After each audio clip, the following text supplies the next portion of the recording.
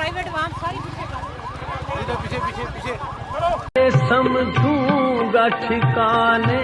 लगा सरमाया तन है वतन सारे वतन है वतन सारे वतन पाक वतन है मेरे प्यारे वतन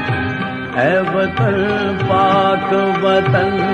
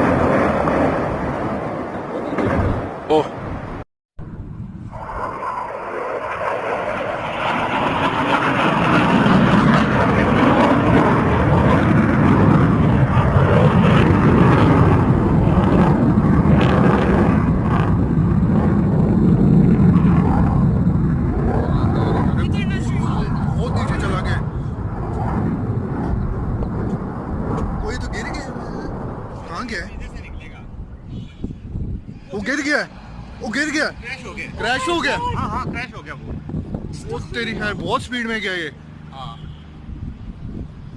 वो तेरी खैर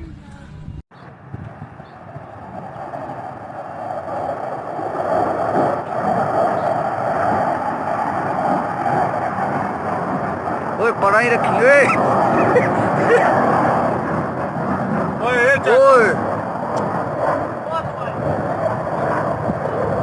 लाइन फटी क्या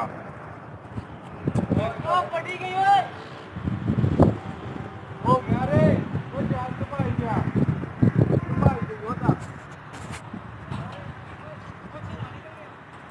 भाई क्या ब्लास्ट कर क्या